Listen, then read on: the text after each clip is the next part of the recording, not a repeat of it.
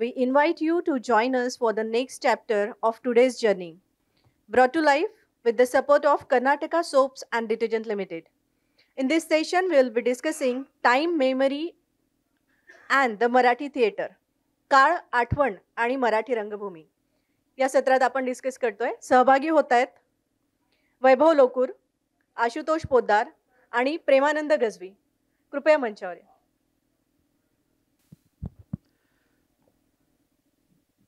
Okay. While I got the first call from Chaugule sir, uh, and I was trying to understand what place I have in this setup right now.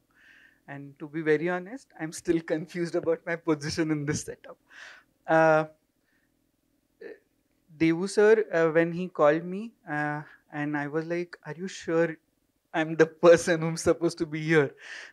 Because uh, in a very nutshell, today and on 10th, I'll be talking to very few of my favorite authors, and I will be that lucky person who can have that opportunity to ask the questions to them. So my questions with Gazvi sir or Ashutosh sir will revolve around the questions that I have with me for a long time. When we thought of this topic for the session, we had this idea that we know somebody like Gazvi sir who comes from the era of 1970s. The challenges, the opportunities were different then. And then we have somebody like Ashutosh Poddar who has been active in 1990s. So there has been a time and a memory associated with the kind of work they are trying to do in Marathi theatre. We will we will dive down a deep into it. Is it okay if we don't introduce them and just directly dive into the questions, huh? So that we can talk more. uh, so one thing, I will of course start with Gazvi sir with my first question about Ghotbhar Pani. Ghotbhar Pani was one of his iconic one acts written by him. आणि sorry पण मी हाही विचार केला की मगासपासून असं होत आहे की आपण इंडियन लँग्वेजेस म्हणतोय पण आपण त्या भाषेत बोलत नाहीये. त्यामुळं इफ पॉसिबल मी जरा मराठीत बोलेन. जेव्हा जेव्हा आणि जेव्हा जेव्हा प्रश्न येतील तेव्हा प्लीज मला हात वर करा. I will translate, I will try to have that conversation, पण आपण मराठी ऐकूया ही माझी इच्छा आहे. Yeah of course that we will do. Yeah गजवी सर, पहिला प्रश्न घोटभर पाणी. तुम्ही असं म्हटलंय एका ठिकाणी की तुम्ही जेव्हा त्या लिखाणाच्या प्रोसेसला सुरुवात करता तेव्हा तुम्हाला बराच वेळ जातो त्या विषयाशी वेळ घालवता, तुम्ही त्याचा आधी काहीतरी त्याच्या मागची एक बांधणी तयार करता आणि मग तुम्ही त्या लिखाणाला हात घालता. ही प्रक्रिया नेमकी काय आहे? My question is, in one of his interviews in Mumbai Mirror he says की he takes at least 2 to 3 years to write a piece. And Ghotbhar Pani in nutshell is a story of somebody who wants to have a drop of water. It's talking about a marginalized component of the society in Maharashtra. But this play has been widely spread in Maharashtra and has been performed even today. It has been translated. So it's one of his first iconic benchmarks into the world of theatre, and hence this question of Ghotbhar Pani. First of all, this Literature Festival 25, I first congratulate Devu sir to organize such a huge discussions on literature and so on. And your first question. कसं असणार घोटभर पाणी, जसं तू म्हणाला की मला खूप विचार करावा लागतो आणि अर्थातच कुठल्याही कलावंताला, लेखकाला विचार करावा लागतो आणि विचार केल्याशिवाय त्याला सूत्र सापडत नाही ज्या सूत्रामध्ये मांडायचं आहे. विशेषतः घोटभर पाणी ही एक एकांकिका आहे, अर्ध्या तासाची आहे आणि अर्ध्या तासाची असून सुद्धा त्याच्यामध्ये 14 कॅरेक्टर्स आहेत. म्हणजे मला असं वाटतं की हे यापूर्वी असं घडलेलं नाही. आणि मग लेखक हाही विचार करतो की मला जे लिहायचं आहे ते इतरांच्या पेक्षा वेगळं कसं असेल. नुसतं वेगळं नाही, म्हणजे फॉर्म म्हणून वेगळं नाही, तर थॉट म्हणून सुद्धा. यात झालं असं की 1975ला आणीबाणी आली बाई इंदिरा गांधीजी, आणि त्यानंतर आणीबाणी येण्यामागचं जे कारण आहे ती संपूर्ण क्रांतीची घोषणा जयप्रकाश नारायण. त्याचवेळी पुण्यामध्ये बाबा आढाव यांची एक गाव एक पानवट आहे पाण्याची चळवळ. आणि खेड्यातल्या दलितांना आजही, if you go all over India, you will find the things, there is no water for the poor people, those who are untouchables. So these are the problems and till today are running. So मी असा विचार केला की हे काही स्वरूपाचं किंवा आपल्याकडचं जे चित्र आहे ते मला कसं पकडता येईल. आणि मग दोन तरुण शहरातले खेड्याकडे संशोधन करायला निघतात. आणि संशोधनामध्ये त्यांना जी जी माणसं भेटतात, मग गावचा पाटील भेटतो, पत्रकार भेटतो, मुख्यमंत्री असतो, त्याचा PA असतो, असे सगळे, आणि तहान लागली म्हणून तडफडणारे दोन तलित. तर हे दोन तलित तेच तरुण त्या सगळ्या भूमिका करतात. म्हणजे एक्सपेरिमेंटल लेवलचा जो फॉर्मचा जो विचार केला तर हे दोन तरुण 14 भूमिका वेगवेगळ्या फॉर्ममध्ये करत राहतात, आणि त्याचं जे रिफ्लेक्शन आहे ते घोटभर पाण्यामध्ये. त्यामुळे आतापर्यंत घोटभर पाण्याचे जसं ब्रॉचरमध्ये असं म्हटलं की 3000 प्रयोग, वास्तविक त्याचे 5000 प्रयोग झालेत. आणि जे प्रयोग मला माहिती आहे ते 3000 आहेत, आणि 457 पुरस्कार मिळालेले आहेत. एक कन्नानला तिकडे एका संस्थेने प्रयोग केला आणि 100व्या प्रयोगाचं मला निमंत्रण दिलं. मग मी त्यांना म्हटलं, तुम्ही 99 प्रयोग कधी केले? तर ते मला असं म्हणाले की सर, तुम्हाला काय विचारायचं आहे, हे चळवळीचं नाटक आहे. आणि अशा प्रकारे वेगवेगळ्या ठिकाणी महाराष्ट्रामध्ये, महाराष्ट्राच्या बाहेर सुद्धा, म्हणजे कन्नड, तेलुगू, त्याच्यानंतर बंगाली, हिंदीमध्ये, म्हणजे हिंदीमध्ये तर बंगाल ऑल ओव्हर महाराष्ट्रामधून 2च लेखक त्याच्यामध्ये निवडले गेले. हिंदी एकांकिका 2 खंडामध्ये आहेत, त्याच्यामध्ये घोटभर पाण्याचा समावेश आहे. तर घोटभर पाणी मला खूप सगळ्या गोष्टी दिल्या, आणि असे म्हटलं गेलं की याच्या पुढे तू मराठी साहित्यामध्ये काही लिहिलं नाहीस तरी तेवढ्या एका एकांकिकेसाठी तुला, म्हणजे तुझं अस्तित्व आहे ते कायम राहणार, तू त्याच्यापुढे काही लिहिलं नाहीस तरी चालेल. तर असं एक वेगळ्या प्रकारचं कौतुक मिळालं. आणि मेहनतीचा जो मुद्दा आहे तो आहेच, आणि कशी मेहनत घेतली, काय केली, हे मी सांगण्यापेक्षा ती वाचल्यानंतर त्यातली मेहनत तुम्हाला लक्षात येते. Quickly, what he was trying to say was, uh, roughly the one act has been performed for more than 5,000 shows now, and it has been translated in various languages in India. What he's trying to say is more of me talking about what the play is. You should read it so you know what it is all about. In a nutshell, there are two urbans, youngsters who are heading on a journey to a rural area in Maharashtra, to talk about water crisis, and suddenly they also now are thirsty, and that's how it's the story of Ghot Bhar Pani. Ghot Bhar Pani is a sip of water, if a bad translation I would say for now. Of course I've done a bad thing, but still, I will now shift to Podda sir for now, because there is another parallel happening here. uh, when we see Ghazvi sir is talking about uh, the stories of the untouchables, the rural India of Maharashtra, then Ashutosh sir is also talking about something similar in his play called as Anand Bhog Mall. It's one of his celebrated plays till now, and the if you have the book with you, the first part where you dedicate the book to somebody, he dedicates the book, the play, to his mom and dad. And that's my question will be to him. What was the journey for Anand Bhogmal? Yeah, it's nice to have Premanand Gajvi Saab by my side, because he is the one what you call the foundation in modern time. So just to, in order to help you understand how to locate this entire journey.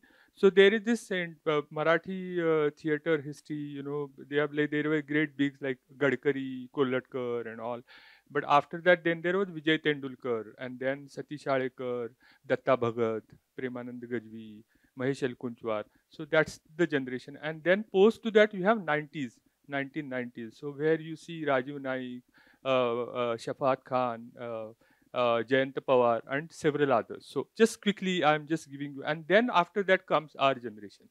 Now the entire thing, while locating Anand Bhog Mall, you need to see that now the great bigs of theater are no more.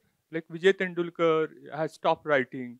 Mahesh Alkunchwar has almost stopped writing. Satish Ayekar has almost stopped writing. So in 90s, you see there is a Mandal Ayog thing that has happened.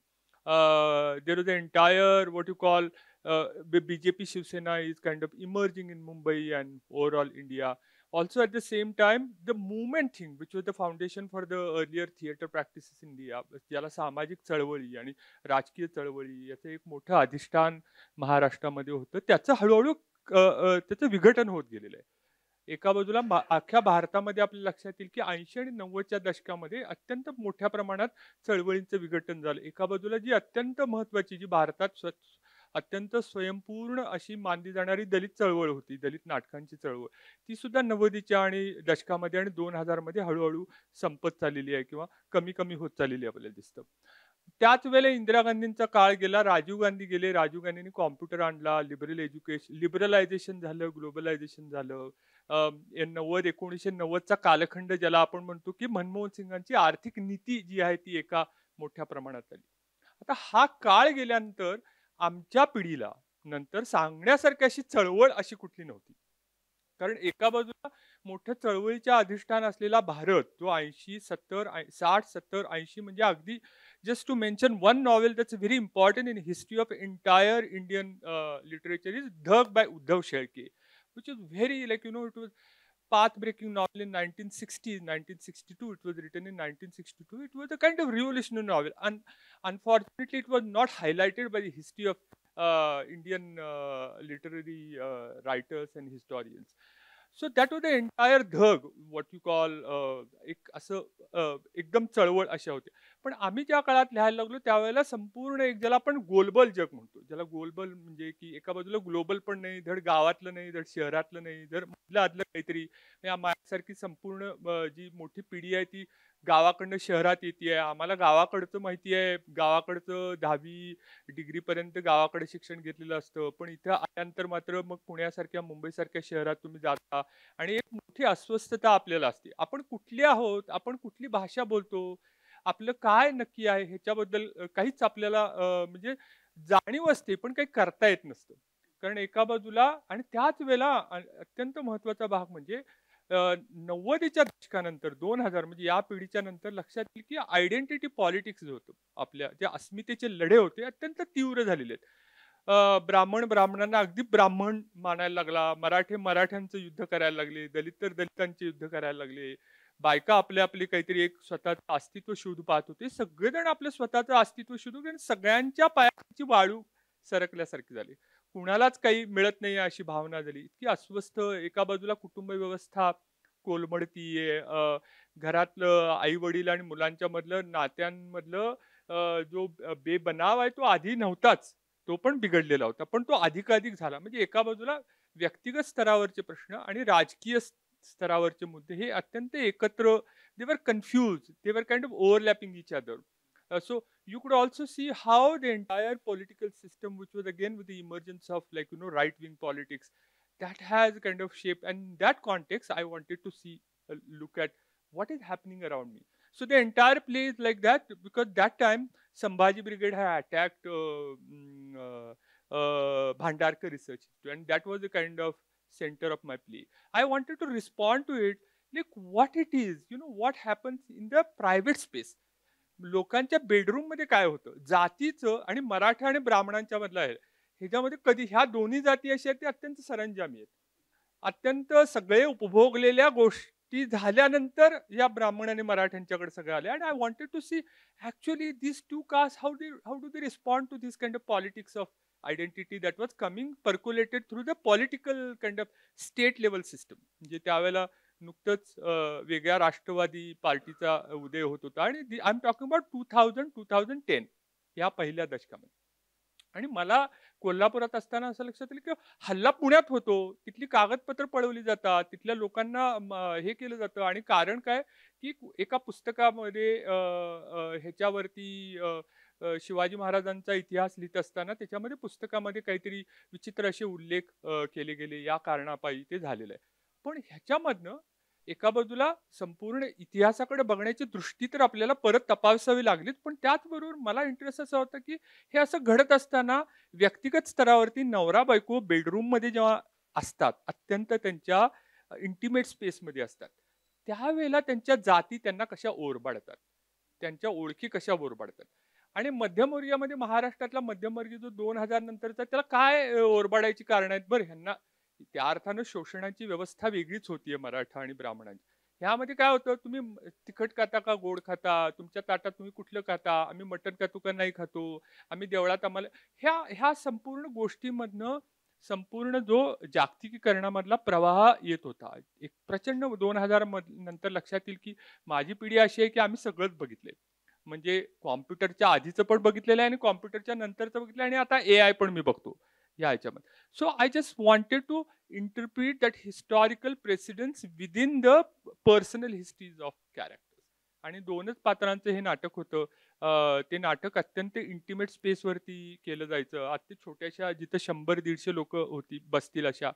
आणि I wanted people to hear breathing of this characters. So एका प्रचंड अत्यंत बाहेर सगळं जळतंय, मला दिसत होतं, आपल्याला दिसतंय, जातीपातीचे इतके संघर्ष होत आहेत. खरे जातीपातीचे संघर्ष त्यातनं माणसानं भोगायला लागतं, ती बाजूलाच पडलेली आहेत. पण यातनं काही जे उपस्थित होतं, आणि प्रामुख्याने पोस्ट मंडोला युगाबद्दलचं आपण बोलत असतो त्यावेळेला, ह्यातनं जे उपस्थित होतं त्या वरच्या वर्गातल्या, वरच्या स्तरातल्या जाती ज्या आहेत, त्यांना कुठले शोषणाचे रूप त्यांना दिसतात, त्यांना आपलं जगणं कसं दिसतं. आणि यात जेव्हा ते समोर जातात, नातेसंबंधामध्ये असतात, एकमेकाला स्पर्श करू पाहतात, त्यावेळेला एकमेकाच्या त्वचेचे रंग त्यांच्या अंगावरती जेव्हा तुटून पडतात की तू आमच्यातला नाहीयेस, you are not Brahmin, you are not Maratha, because I can not identify with your skin colour.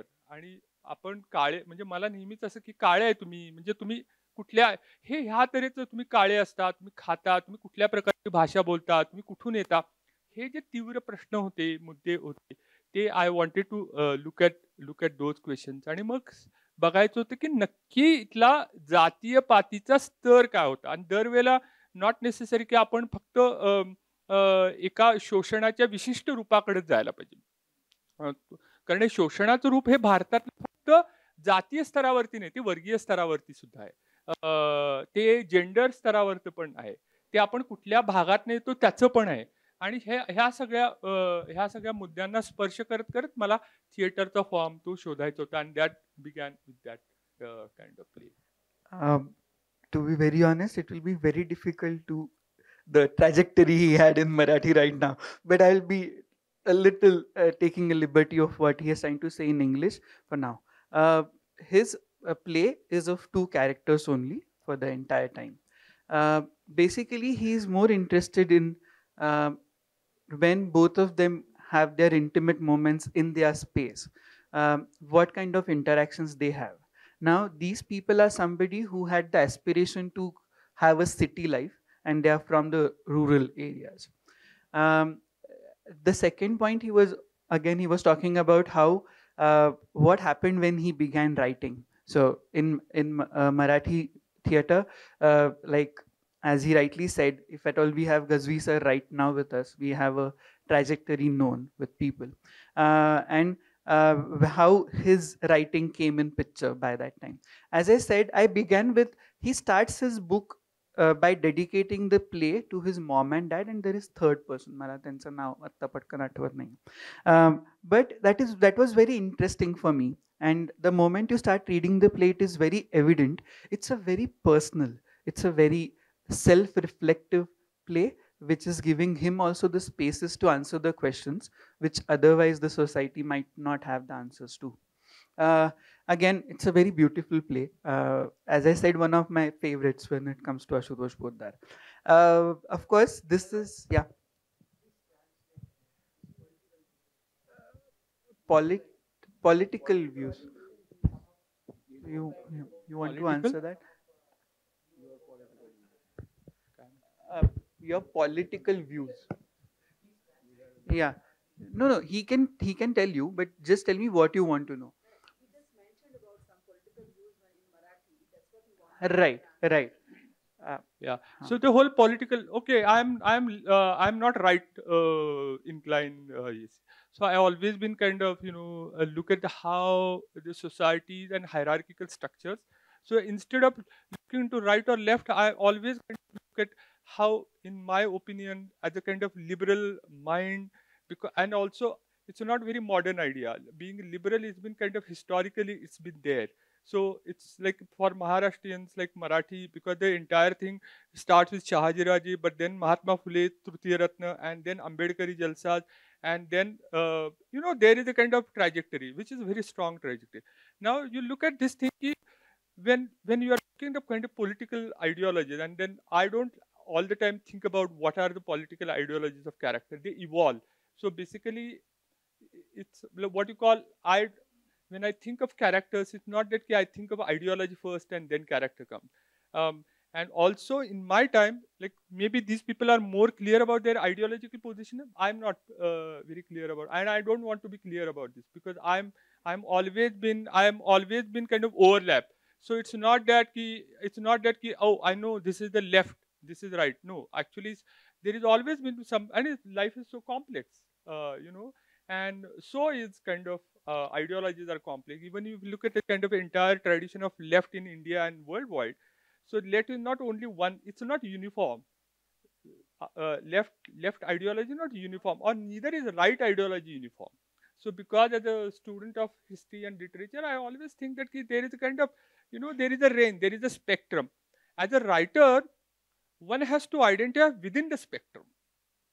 So sometimes I try to connect myself with what Ambedkar Saab said. Sometimes I try to connect what Mahatma Gandhi has said. Sometimes there is Mahadev Govinda Ranade in the history of. So there is a kind of a range that I have, and fortunately, these are the writers that I have been watching them since my childhood, because he is my childhood playwright.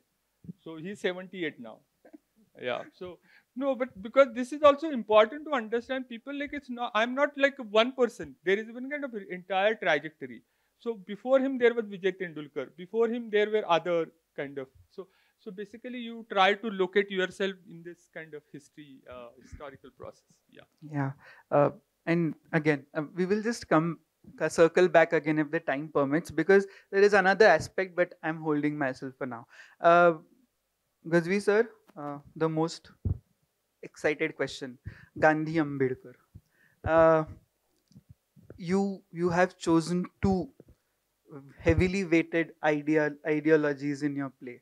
How did you find the balance? See, Gandhi Ambedkar is a different kind of play, and everybody knows Gandhi and Ambedkar are both worldwide personalities, and it was my responsibility how to fight with them as a writer, because it is a fight. Unless the fighting, you cannot go under their heart. Of course, ideological, but not every time ideology is there. Just our friend said, no, I have no exactly ideology. And if you want to reach to the ideology, you must go through the play. Sometimes what happened, we don't know exactly when we write which ideology are we following. So that is very different thing. So Gandhi Ambedkar अशी एक गोष्ट आहे, आणि आम्ही काय स्वातंत्र्य बघितलेलं नाही, पण धर्मयुग मध्ये असं एक आर्टिकल आलं होतं संघवींचं, पहिलं नाव माझ्या स्मरणातून गेलं, आणि स्वातंत्र्याबद्दल 50 वर्ष होत होती, आणि मी म्हटलं आपण स्वातंत्र्याबद्दल थोडं समजून घेऊया.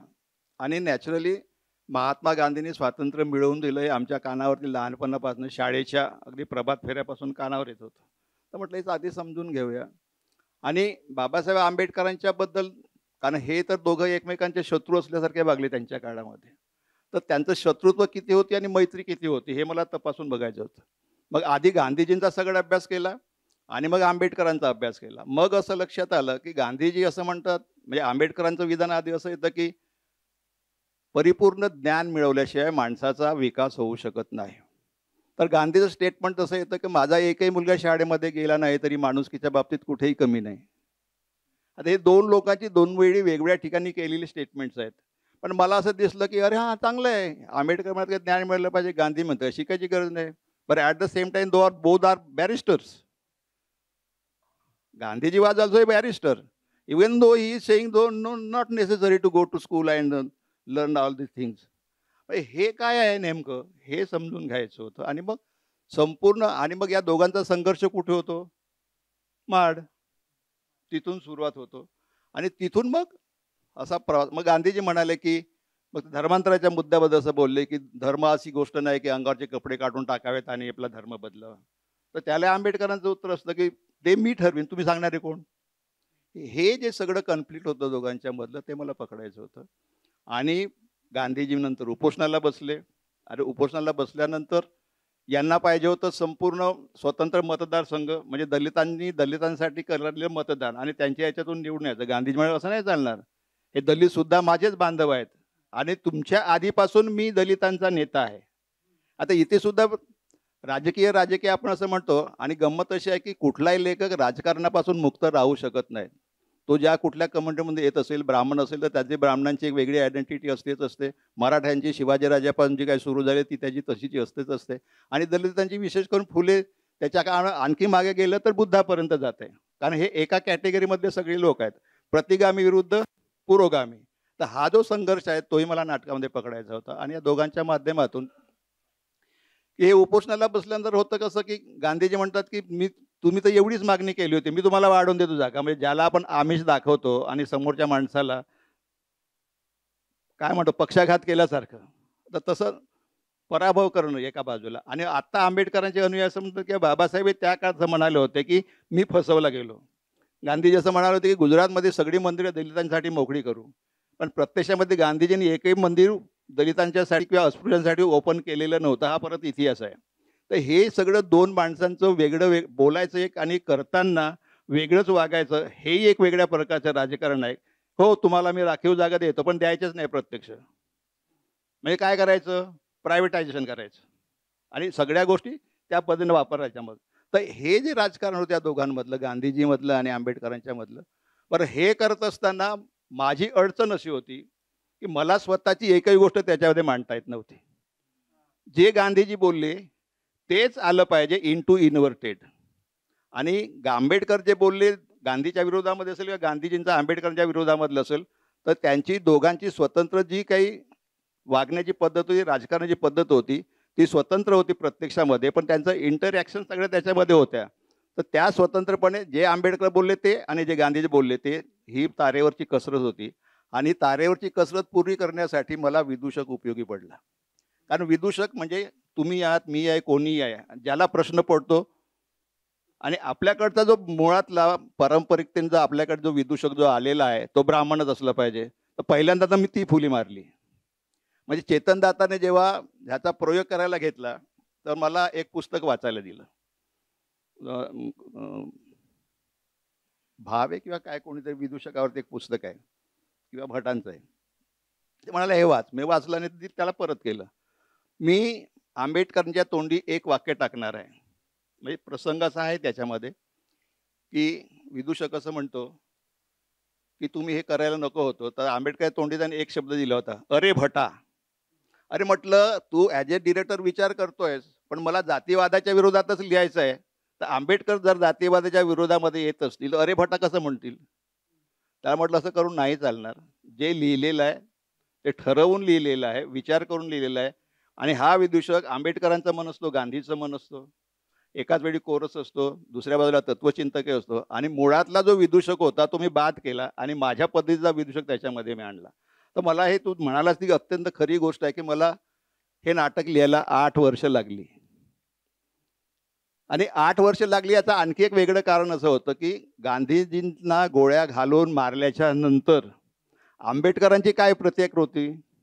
त्यांना आनंद झाला होता का दुःख झालं होतं? कारण हे तपासणं फार महत्त्वाचं. जो माणूस मागे राहिलेला आहे तो माझा शत्रू परस्पर गेला याच्या आनंदात असतो का दुःखामध्ये असतो? तर आंबेडकर असं म्हणाले की गांधीजी कोणी राक्षस नव्हते, ज्यांना असं मारावं, ज्या माणसाने 125 वर्ष जगण्याची इच्छा व्यक्त केली होती त्याला गोळ्या घालून मारावं, याला काय म्हणतात, अशा प्रकारचं विधान आहे. आणि पुढे ते असंही म्हणतात की गांधीजीमुळे या देशाचं फार मोठं नुकसान झालं आहे. महात्मा म्हणून जगले, लोकांनी त्यांना महात्मा केलं आणि महात्मा एकदा झाल्यानंतर बाकी तुम्हाला काहीच करावं लागत नाही, लोक शरणागत होतात.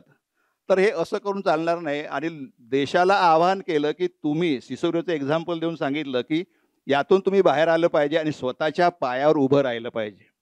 आणि विदूषक शेवटी हेच करतो की हा देश तुमचा आहे, या देशासाठी तुम्ही त्याग केला पाहिजे. तो म्हणतो की या दोघांनाही तुम्ही विसरा, देश तुमच्या समोर आहे आणि पृथ्वीचा गोल त्याच्या हातामध्ये आहे. तो हा ऑडियन्समधून आवाज येतो की तुझी बडबड बंद कर, आम्हाला काही करायचं नाही इतिहासाची. तर पण तो सुरुवातीपासून काय करत होता आणि आजही तुम्ही काय करताय. ते असले सगळे प्रश्न, हे नाटक प्रश्नांचंही आहे आणि एका अर्थाने उत्तरांचंही आहे. आणि या नाटकाने मला जो काही त्रास दिला आणि त्रास दिल्याच्या नंतर या नाटकाने मला रिटर्न जे दिलं त्याचं खूप कौतुकही झालं. शांता गोखलेनी त्याचं इंग्रजीमध्ये ट्रान्सलेशन केलं, घोटभर पाणीचं पण त्यांनी ट्रान्सलेट केलं शांता गोखलेनी. आणि या खरं म्हणजे प्रेमानंद गज्वी ठीक आहे एका नोटला, पण त्याला मोठं करणारी माणसं आपले मित्र आजूबाजूला असतात. इथे DS चोगले बसले आहेत, त्यांनी कन्नडमध्ये 3 नाटकं आणली, गांधी, आंबेडकर, किरवंत आणि शुद्ध वंश. तर हे अशा सगळ्या मित्रांच्यामुळे आणि नाटकामध्ये काहीतरी असेलच, त्यामुळे ही मंडळी आणि माझी जवळजवळ 7 नाटकं वेगवेगळ्या भाषांमध्ये, किरवंत दक्षिणमध्ये पण आलेलं आहे. आणि त्यामुळे असं वाटायला लागतं की आपण जे काम केलं आहे एक गाईडलाईन म्हणून, जसं हा असं म्हणाला की आनंद भाऊ ना, तर त्याच्यामध्ये सुद्धा राजकारण नाही का. तर राजकारण त्यांचा प्रश्न एका अर्थाने बरोबर होता, त्यांना समजून घ्यायचं होतं की तुम्ही कुठल्या पक्षाचे आहात का. त्याचं उत्तर तू टाळलंस. आपल्या मनामध्ये एक प्रश्न असतोच. आपण जेव्हा असं म्हणतो की मला राजकारण देणं घेणं नाही, मला यांचे, तसं नसतं. आपल्या आत एक वेगळं काहीतरी झिरपत असतं, जे आपल्याला असं वाटत नाही दिसलं तर बरं, पण कला आपल्याला पकडते. आणि कलेचं मोठं वैशिष्ट्य आहे की कुठल्याही लेखकाला कला अशी सोडत नाही. I think we have to keep a separate time for translations too, because there is so much that they are talking. But one thing, नाही सगळ्यांना नाही. One thing quickly about the gesture he is talking about, Vidushak, the Joker. If at all Joker has been a monopoly of the Brahmins in theatre, he said he cannot have that in his play for because while the play was getting directed, the director wanted to use the word "Hey Bhata."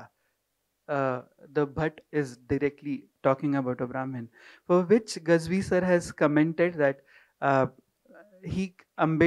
I cannot put this statement for the reason Ambedkar was never with only one thing.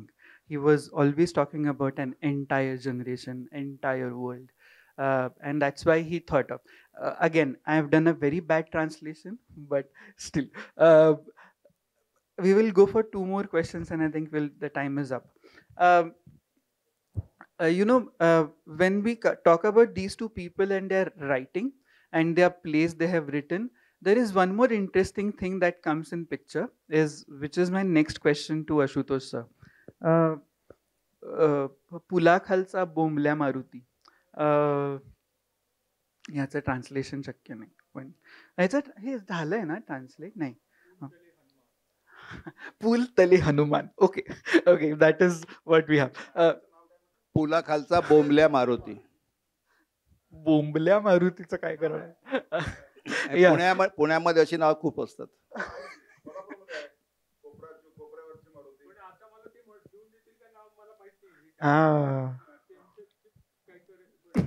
Yes, जेव्हा तू नाटक लिहिलं होतं ते नवीन sensor सुरू व्हायचं होतं. Yes, हा, तर for that play my question will be, in one of your interviews you have said ki working with the actors and in the archival stories that you have has also shaped the play. How was that? What is the story? So just quickly, again, just quick backstory. I come from Kolhapur. So Kolhapur is there in my mind. So when I was studying in Kolhapur, growing up there, their entire thing was about the politics of going back to your own roots. आपल्या मुळाकडं जाणं किंवा देशीय परंपरा. So there is a kind of in Marathi there is very strong kind of Deshi parampara and the politics around it. So, which was again like one form of it could be seen in what Bhalchandra Nemade has been saying.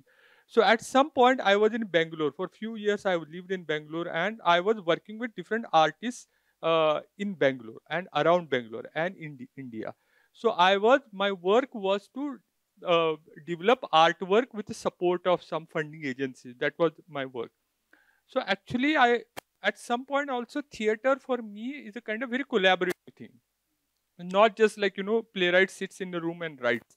So usually when I write something, I also share it with my kind of team, director, actors. So I wanted to look at this form. What do you mean by deshi असणं? देशी असणं म्हणजे काय असतं? आपला आवाज करतो त्यावेळेला काय असतं? तर मला ना ह्याच्याबद्दल खूप मनात माझ्या प्रश्न होते, अजूनही आहेत. आणि ते जसं त्यांनी प्रश्न विचारला आणि हे पण म्हणले की ह्याच्यामध्ये आपण ज्या तऱ्हेचे पात्र निवडतो ते आपलं पॉलिटिक्स असतं, जे आपण विषय निवडतो ते आपलं पॉलिटिक्स असतं. सो पक्षीय पॉलिटिक्स, ज्याला पार्टी पॉलिटिक्स मध्ये I am not interested in, because party politics is very fluid, it's very kind of delicate in India. So you could see now the way it is been kind of evolving in India, it's very complex, it's very dangerous. So but I'm more interested into hierarchical politics, how people kind of dismiss each other, what is the dynamic of power relationship between them. So actually I was working on this kind of entire way of looking at the political structures in India. So now politically, on one hand there is the entire what you call social system, caste based system, but there is also cultural thing. And this entire discussion around देशी परंपरा, आपल्या मातीतलं शोधणं म्हणजे नक्की काय असतं, आणि ह्या मातीबद्दलचं मला खूप म्हणजे एक कॉम्प्लिकेटेड नातं आहे. एका बाजूला मी म्हणतो की मी गावातनं बाहेर पडणार नाही असं म्हणणारा एका बाजूलाचा माणूस, मला माझं मुळाशी आहे. पण मी हे बघितले की माझ्या आजूबाजूचे सगळे लोक म्हणतील की गावातनं कशाला जायला पाहिजे, आपल्या शेतीकडे बघायला पाहिजे. पण त्यात माझ्या बऱ्याचशा शिक्षकांनी, माझे देशीय परंपरेचं लावून धरणाऱ्या लोकांनी किती प्रॉपर्टी केल्या. एका पुण्यामध्ये एक फ्लॅट आहे, कोल्हापुरात एक फ्लॅट आहे, तरी ते गावात बसून खेडेगावातलं काहीतरी करायला पाहिजे, खेड्यातले आवाज वगैरे म्हणतात. But at the same time मला हे पण वाटतं की ह्या खेड्यामध्ये राहणारा माझे मित्र, बऱ्याच वेळेला माझ्या कुटुंबातल्या आजूबाजूचे, हे मी बघू शकतो की भले मला एखाद्या मंदिराबद्दल मला आस्था वाटत असेल, मला माझ्या गावातल्या पाराबद्दल आस्था वाटत असेल, मला माझ्या गावातल्या गोष्टींबद्दल आस्था वाटत असेल, म्हणून देशीय परंपरेबद्दल असेल, पण त्याच वेळेला माझ्या वर्गातला एक मित्र, माझे कौटुंबिक मित्र, त्यांना जातीच्या आधारे त्या मंदिरात प्रवेशही दिला जातो किंवा तिथल्या जागेला ते ऍक्सेस नसतो. मग मला नेहमी असा प्रश्न पडतो की what is this public space, what is idea of public space. लोकांची जागा म्हणजे काय, सार्वजनिक अवकाश म्हणजे काय.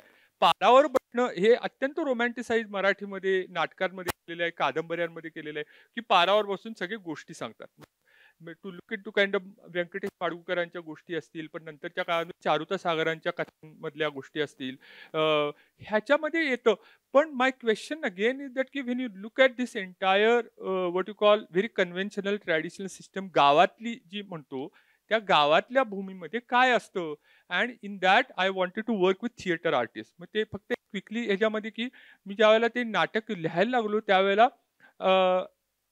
मी बेंगलोरमध्ये असल्यामुळे मला बाहेरचं पण दिसू लागलं होतं. म्हणजे बेंगलोरमध्ये मी लोकांच्या बरोबर रेसिडेन्स आहे, आणि Bangalore is very cosmopolitan. I use to stay in near Sadashivnagar, RMV, Rajmahal Vilas extension, which is kind of very upper class thing. And everyone was fascinated by going to village. सगळ्यांना खेड्या गावाकडे जायला लागतं, किती शुद्ध हवा वगैरे वगैरे हे सगळं असतं ते, आणि तिथे जाऊन त्याला कला करायची असते, तिथे जाऊन राहायचं असतं महिनाभर. So my question was entire thing, suppose few artists come to a village, go to village, stay there and start rehearsing something, आणि त्या गावामध्ये एक सुपर हायवे बनवायचं काम सुरू आहे, आणि सुपर हायवे करत असताना त्या गावातलं एक मंदिर हलवायला लागतं. आता माझ्याच दृष्टीनं मंदिर हलवणं हे काय असतं. म्हणजे एका बाजूला मी असं म्हणणार की oh being Hindu you know it's bad thing, we should not be, पण त्या मंदिराशी भारतातल्या समाजातल्या प्रत्येक घटकाला तेवढीच आस्था असेल नाही असं नाही. म्हणजे मी असे माझे जवळपासचे मित्र बघितलेत की मला भरेत पंढरपूरच्या मंदिरात जाऊन, हनुमानाच्या मंदिरात जाऊन पूजा करावीशी वाटते, पण त्या माझ्या मित्रांनी काय करायचं की ज्यांना त्या हनुमानाच्या मंदिराच्या पायरीवरती सुद्धा उभं राहून दिलेलं नाही कधी.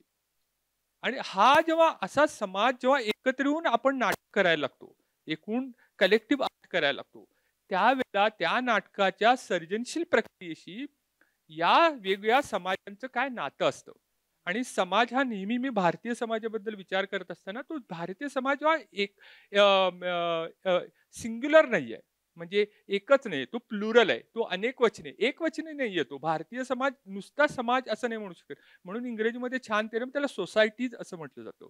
तो सोसायटीज हा असं म्हणत असताना, सोसायटी म्हणत असताना एखादं नाटक म्हणजे विकसित करतो, नाटकातली पात्र असतात, त्यावेळेला हा मुद्दा होतो. आणि त्याच वेळेला एक एक महत्वाचा डिबेट चालला होता, तो म्हणजे इथल्या बेंगलोरमध्ये सुंदर सारुकाई नावाचे एक फिलॉसॉफर आहेत आणि गोपाळ गुरु नावाचे त्यावेळेला दिल्लीच्या विद्यापीठामध्ये ते शिकवत होते. एक त्याने हे काढला होता, इंटरेस्टिंग मुद्दा काढला होता की शरीर, बॉडी नाटकाच्या स्पेसमध्ये, परफॉर्मन्स स्पेसमध्ये काय करत असते, त्याचं इस्थेटिक काय असतं. पण गोपाळ गुरु आणि ह्या मंडळीने हा प्रश्न म्हटला, तुम्ही इस्थेटिकची बात करता, पण ज्या समाजामध्ये तुम्हाला शरीराला स्पर्श करण्याचाही अधिकार नाही, जो अधिकार काढून घेतला जातो, तिथं तुम्ही नाटकीयता, रंगमंच ह्याच्याबद्दल काय काय भान असू शकतं. And I wanted to look at that, की काय पद्धतीचे इस्थेटिक असतं. आणि आणि मला असं वाटलं की this is important for my generation to look into it. Although I don't carry that kind of historical president, but still I should be seeing that, की एखाद्या महिलेला, एखाद्या माझ्या मैत्रिणीला, मला घरातली परंपरा ती माहिती असती, ती मला सांगत असती की अरे माझ्या काकूला, माझ्या आईला तिच्या पाळीच्या दरम्यान बाहेर ठेवलं जायचं, किंवा एखाद्या माझ्या घरामध्ये मागच्या दाराने येऊन चहा प्यायला लागायचा. अशा जेव्हा गोष्टी मी माझ्याच भवतालामध्ये ऐकतो आणि त्या पचवण्याचा प्रयत्न करतो, त्यावेळेला आर्टिस्ट म्हणून what should be my politics. And that was my kind of, at the core of my play. And I wanted to respond to that play. What is the kind of, what is my relationship with society? What is an artist's creative relationship, imaginative relationship? आणि मला हे पण बघायचं होतं की कला ही फक्त इमॅजिनेशनच्या लेवलला असू शकते का, आणि ती त्याच्या पलीकडे जेव्हा जाते, इमॅजिनेशनच्या पलीकडे जाते, तेव्हा समाजातले जे अंतस्तरीय आपले जे ताणतणाव असतात ते घेऊ पाहते, जाती असतील, वर्गीय असतील, लिंगभेदांचे असतील, त्याचं काय करायचं आणि त्यावेळेला रूप कसं नाटक घेऊ इच्छितं, what could be the form of the play in that context, हा मला तो मुद्दा त्यावेळेला रिहर्सल मधनं करायचा होता. So actually I develop that play through the rehearsal.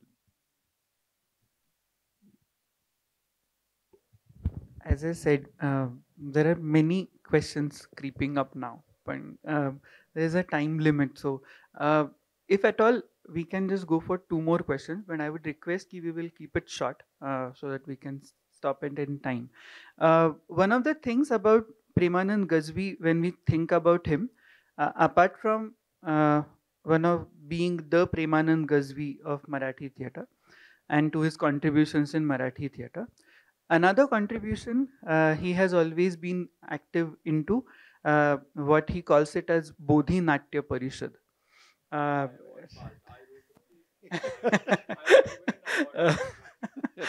Okay, so Bodhi Natya Parishad. Bodhi Natya Parishad काय नाही, साधं सोपं आहे. एरवी आपल्याकडे खूप नाट्यलेखनाच्या कार्यशाळा होतात, तशीच ही नाट्यलेखन कार्यशाळा आहे. लेखकाने जे लिहिलेलं आहे त्याचं वाचन करायचं आणि आवडलं त्याचा एक महोत्सव करायचा. जमलं तर खिशात पैसे असले तर एखाद्या लेखकाला पुरस्कार द्यायचा. तसं त्याच्या F105ला पुरस्कार आम्ही दिलेला होता. त्यांनी त्याची आठवण काढली, याच्याबद्दल धन्यवाद.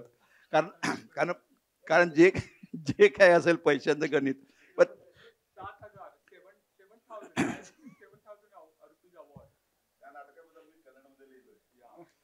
तो अनदर प्रॉब्लेम इज देअर की कार्यशाळा घेतल्यानं नाटकाचं वाचन जर बोधी, आपल्याकडे एक फार छान सूत्र आहे पूर्वीपासून, म्हणजे खांडेकर आणि नाशी फडके, कलेसाठी कला की जीवनासाठी कला. तर मी जेव्हा लेखन करायला लागलो तेव्हा माझ्यासमोर प्रश्न असा आला की कलेसाठी कलावादी काय करतात, तर ते एवढंच म्हणतात की जे घडलंय तेवढं सांगा, उपाय सुचवू नका. उपाय सुचवायचा नाही, माणूस मेला तरी चालेल तडफडून, पण उपाय नाही सांगायचा. असं जर घडलं तो मेला, बस दॅट्स. आणि जीवनवादी असं म्हणतात की नाही नाही, उपाय तर सांगितलं पाहिजे, तो माणूस तडफडून मरतोय आणि त्याच्यावरती काही उपाय नाही आहे. तर मला दोन्ही गोष्टी पोकळ वाटल्या. तिसरं काहीतरी असलं पाहिजे ना, ज्याला काही एक वेगळा अर्थ आहे.